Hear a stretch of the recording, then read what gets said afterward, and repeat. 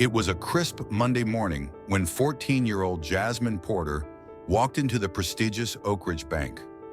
Dressed in her school uniform, a simple blazer, skirt, and loafers, Jasmine felt both nervous and proud. Today, she would make her first solo bank deposit, handling the $5,000 scholarship check she had earned through her outstanding academic performance. The money was a testament to her hard work, but it also symbolized her independence. She was determined to handle this transaction on her own, without her parents' help. Jasmine approached the counter with the check, her heart racing as she clutched her folder of documents. Behind the teller, the manager, Victoria Hayes, a woman in her late 40s with impeccable fashion and an air of superiority, noticed Jasmine's arrival. Her gaze immediately sharpened. As Jasmine handed over the check, Victoria's professional smile faltered for just a moment. A $5,000 check? Victoria's voice rose slightly, enough for nearby customers to hear. For a student your age? Where did this come from? Jasmine felt the heat rise in her cheeks, but she quickly regained her composure. It's my academic scholarship, she explained calmly, her hands trembling slightly as she handed over the award letter and her school ID. I have all the documentation right here. The teller, a young man named Tom, took the check from her, his expression shifting from neutral to suspicious. He held it up to the light, inspecting it like a detective searching for a clue. After a few long seconds, he turned to Victoria, who had been watching the interaction with growing skepticism. Victoria walked over to the counter, not even glancing at Jasmine. We've had a lot of fraudulent checks recently, she muttered, her tone dripping with disdain.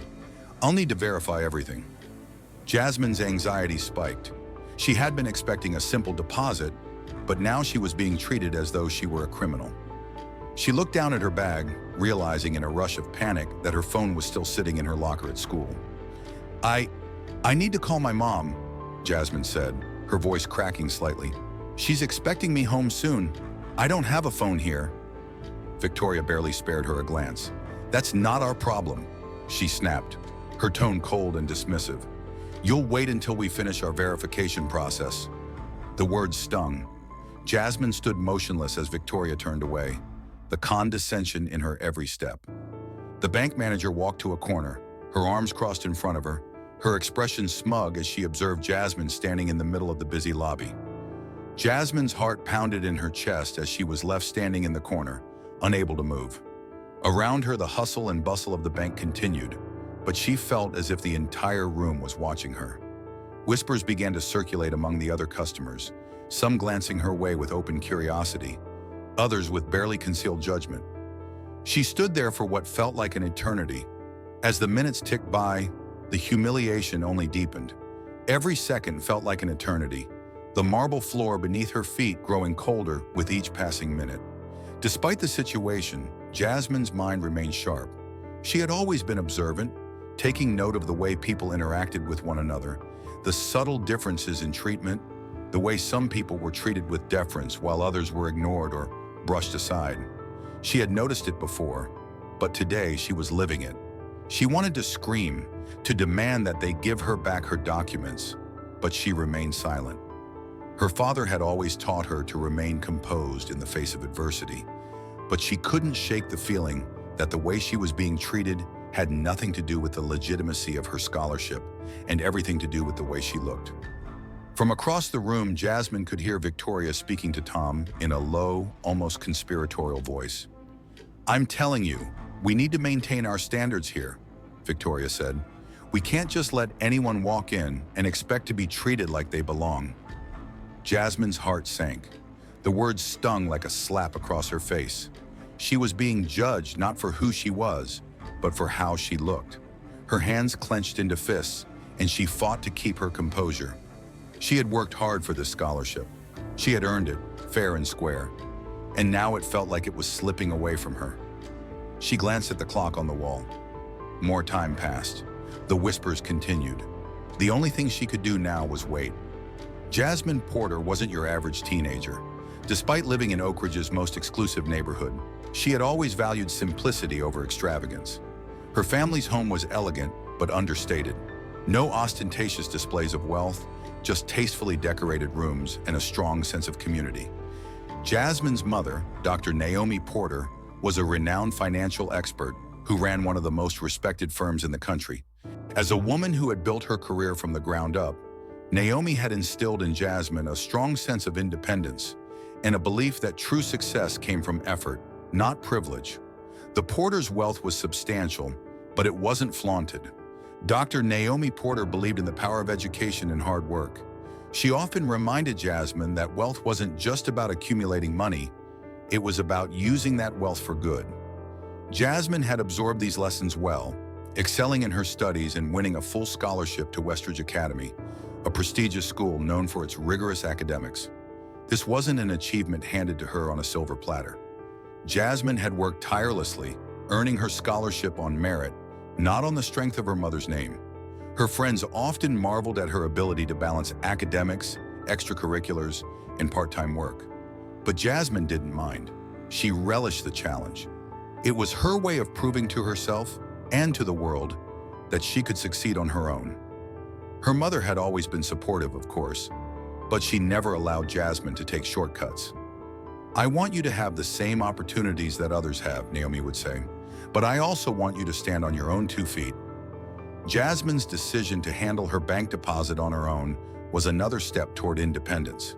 She was 14, but she felt like she was ready to navigate the world as an adult. The scholarship check, which was the culmination of her hard work, felt like a symbol of her growing maturity. Earlier that morning, before heading to the bank, Jasmine had placed the check carefully in her folder. Her mother had sat at the breakfast table, reviewing some of her firm's financial reports, but she had paused to smile at Jasmine. "Are you sure you don't want me to come with you?" Naomi asked, her voice warm but with a hint of concern. "I've got it, Mom," Jasmine replied with quiet confidence. "I'm 14 now. It's time I learned to do this on my own." Her mother had nodded, her eyes filled with pride. Naomi knew that Jasmine was more than capable, and yet she couldn't help but worry. It was a mother's instinct, the desire to shield her child from harm, especially when the world could sometimes be harsh and unkind. Jasmine had reassured her, "I'll be fine. I'll go in, make the deposit, and be back before you even finish your meeting." It had seemed like such a simple task. Jasmine never imagined that just walking into a bank to deposit a scholarship check would lead to such an ordeal. As she waited in the corner of the bank, Jasmine couldn't help but reflect on the lessons her mother had taught her. She had always been raised to believe in fairness and equality, to treat people with respect, and to expect the same in return. But as she stood there, isolated and humiliated, she realized that the world didn't always play by the same rules. Jasmine had been forced to confront the uncomfortable reality that her appearance, her race, was a factor in how she was treated. It wasn't something she had fully understood before today. Growing up in Oak Ridge, she had never experienced discrimination like this. Sure, she had heard about it, read about it in books, but it always seemed so distant, so theoretical. Today, it was her reality. She glanced again at the clock, her anxiety rising. She had already been waiting far too long. Her mind raced. Why hadn't anyone come to check on her? Why was she still standing in the corner when all she had done was bring in a legitimate check to deposit? The longer she stood there, the more she felt the weight of the situation pressing on her shoulders. Her mother would expect her home soon. She needed to call her, but that too was denied. Time passed slowly in the corner where Jasmine stood, the weight of the situation pressing down on her. The marble floors felt cold beneath her feet, and the constant ticking of the wall clock seemed to amplify her growing sense of isolation. People came and went, but no one spoke to her. She was nothing more than an invisible figure, a source of silent judgment in the heart of the busy bank. As Jasmine stood there, her mind began to race. She glanced at the other customers, some of whom were being treated with obvious favoritism. A well-dressed elderly couple walked in, greeted with warmth and respect by Victoria Hayes, who personally escorted them to a VIP area. Not once did Jasmine receive such an acknowledgement. It was as if she didn't belong in this space, this world of polished marble and mahogany wood. A few minutes later, a young man with a thick accent came to the counter, paperwork in hand. Victoria, who had been watching him from across the room, immediately waved him away with a dismissive gesture. "Sorry, the system is running slow today." "It'll take a while to process your request," she said, her voice dripping with indifference. Jasmine watched, her stomach sinking, as the man walked away, clearly frustrated. Yet when a white couple entered just moments later with similar paperwork, Victoria's attitude shifted completely. She practically beamed as she ushered them to the counter. "Of course, let me take care of that for you right away," she said, her voice smooth and eager. "You're in good hands here." Jasmine's chest tightened with a mixture of anger and disbelief. This wasn't just a mistake. It wasn't just poor customer service. This was something more sinister, something deeply rooted in bias. She knew exactly what was happening. Victoria was picking and choosing who to treat with respect, and she had made it clear that Jasmine didn't belong. Her hands clenched at her sides as she forced herself to remain still, refusing to let her emotions spill over. She had seen this behavior before, subtle, insidious discrimination disguised as customer service, but never had she felt it so personally, so painfully. It was as if the entire bank had turned its back on her, simply because of the color of her skin. Victoria's voice cut through the air again, this time addressing the security guard standing near Jasmine. "Keep an eye on her," she instructed, her tone cool and authoritative. "Make sure she doesn't try to leave." Jasmine's heart pounded. She had to resist the urge to shout at the injustice of it all. Instead, she focused on her breathing, trying to stay calm, trying to block out the hurt that threatened to overwhelm her. She had been taught to handle difficult situations with grace, but today everything felt different. Today she was trapped in a system that didn't see her as a person, but as an inconvenience. Minutes stretched into hours. The only sound was the occasional rustle of paper, the distant murmur of polite conversation, and the sharp clicking of Victoria's heels on the marble floor. Jasmine couldn't escape the sensation that she was being watched, that everyone in the bank was observing her, judging her. The murmurs grew louder, more frequent. Jasmine could hear snippets of conversation, snide remarks, whispers of pity, and a few barely concealed chuckles. She felt small. She felt powerless. The worst part, she wasn't sure if anyone cared. No one had come to her defense. No one had stepped in to question why she was being treated this way. It was as though her suffering was invisible to them, just part of the background noise of a world that had learned to ignore injustice. Then, just as Jasmine's mind was beginning to unravel from the sheer weight of the situation, something caught her eye. Victoria was speaking to Tom, the teller, in hushed tones, her face tight with frustration. "Why is she still here?" Victoria asked, her voice barely above a whisper. "We need to get rid of her. Make sure she knows that she's not welcome." Jasmine's stomach dropped.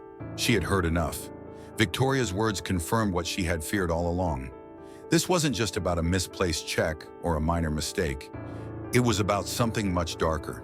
It was about power, control, and the assumption that people like Jasmine didn't belong in spaces like this. She was an outsider, an inconvenience, a problem to be dealt with. As Victoria turned away, Jasmine couldn't stop herself from speaking up. "I'm not a problem," she said, her voice shaking but steady. "I'm here because I earned this scholarship. I'm here to deposit my check, just like everyone else." Victoria didn't even glance in her direction.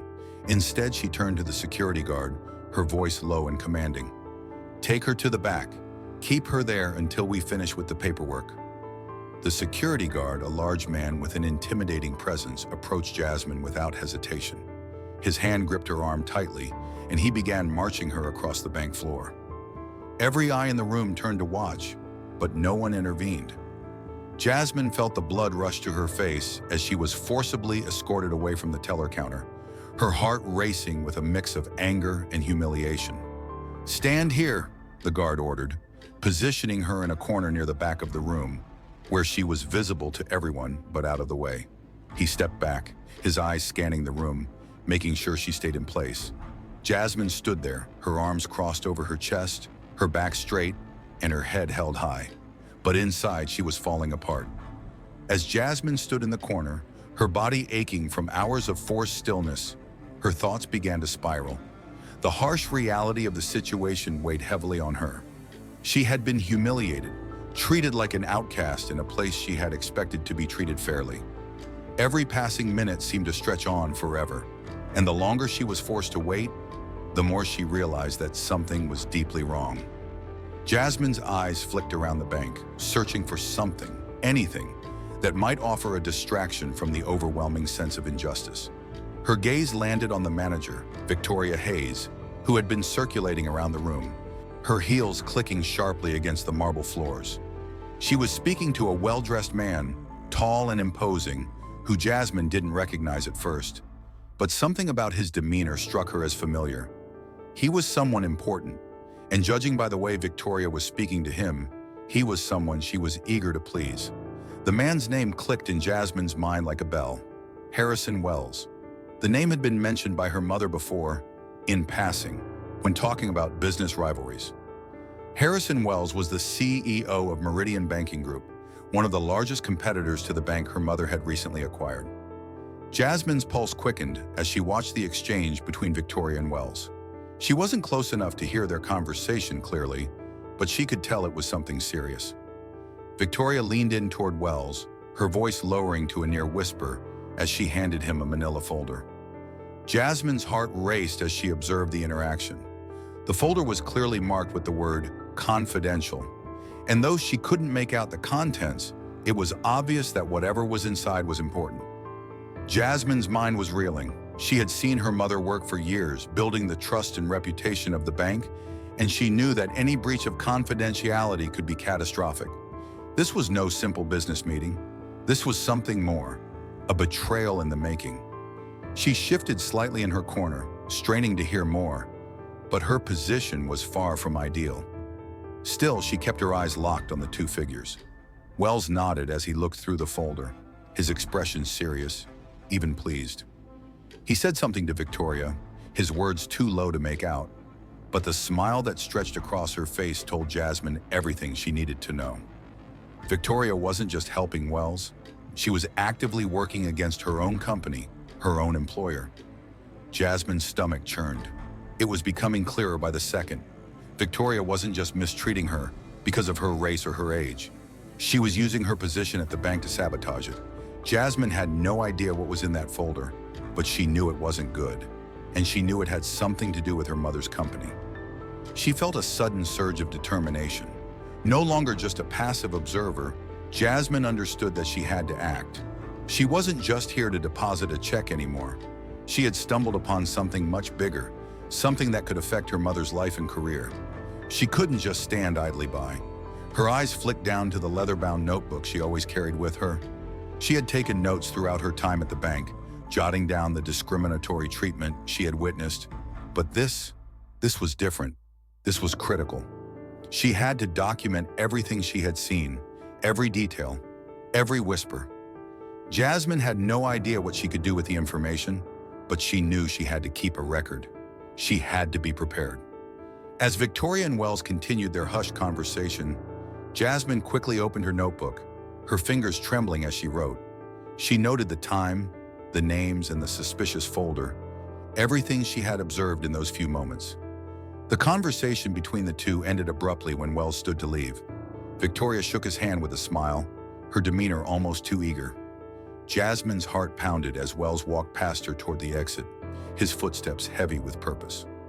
Once he was gone, Victoria returned to her usual position behind the counter, but her smile was gone. She was focused, her attention now entirely on Jasmine, who remained standing in the corner. Jasmine felt a shiver run down her spine. It was as if Victoria knew she had witnessed everything. Jasmine's thoughts raced. She had seen enough to know that something sinister was going on behind the scenes. But what could she do with this information? How could she prove what had happened? Her fingers tightened around the pen in her hand, determination setting in. She had been wronged, yes, but now she had a chance to make things right. Not just for herself, but for her mother, for her family, and for everyone else who had been unfairly treated by Victoria Hayes. Jasmine wouldn't let this go. Jasmine stood silently as the weight of the situation bore down on her.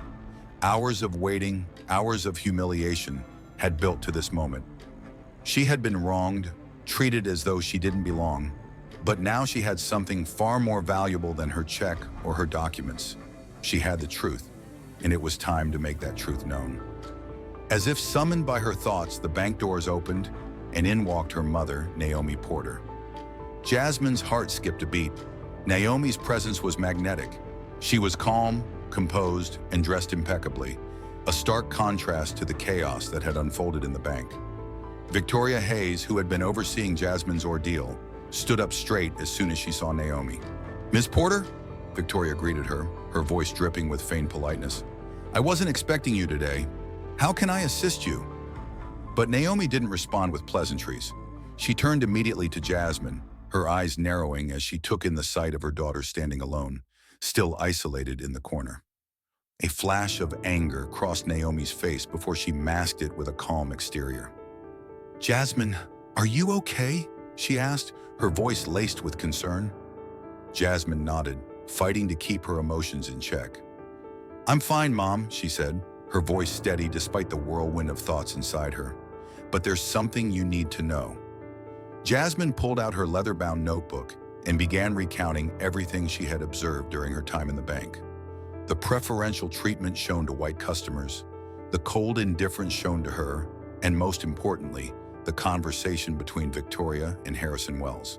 She read aloud from her notes, her voice unwavering, as she recounted the suspicious meeting and the folder marked confidential. Naomi listened intently, her face hardening with each word. When Jasmine finished, Naomi turned to Victoria, her gaze sharp. "Ms. Hayes," Naomi said, her tone icy, "I believe you owe my daughter an apology, and I think you owe me an explanation."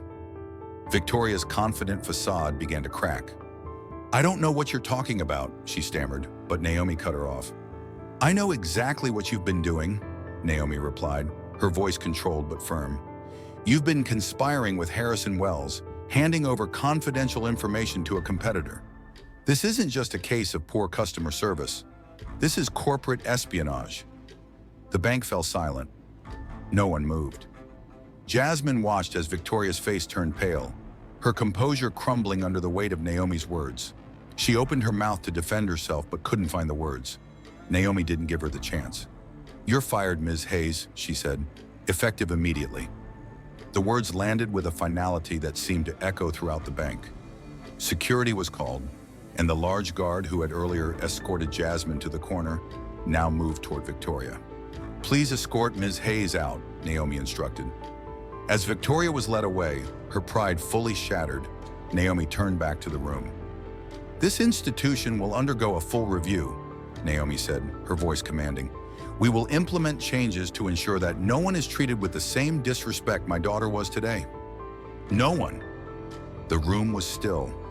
Jasmine's heart beat steadily in her chest as she watched her mother take control of the situation, her strength a pillar Jasmine had always admired. The next few months were a blur of changes at the bank. The investigation into Victoria's actions uncovered not only her attempts to sabotage Naomi's business, but also a pattern of discriminatory behavior. The bank's leadership was overhauled, and a new training program on equitable banking practices was put in place. As for Melody Pham, the young teller who had shown Jasmine kindness during her ordeal, she was promoted to a managerial role. Jasmine's experience became a turning point, not just for the bank, but for her as well. She was invited to speak at Westridge Academy, where she shared her story with other students. Jasmine used her voice to advocate for financial literacy and the importance of equality in all spaces. Standing before her peers, she smiled, knowing that her painful experience had shaped her into someone who could stand up for others. She had turned her moment of humiliation into a platform for change, and her mother's example had taught her that even in the face of injustice, it was possible to make a difference.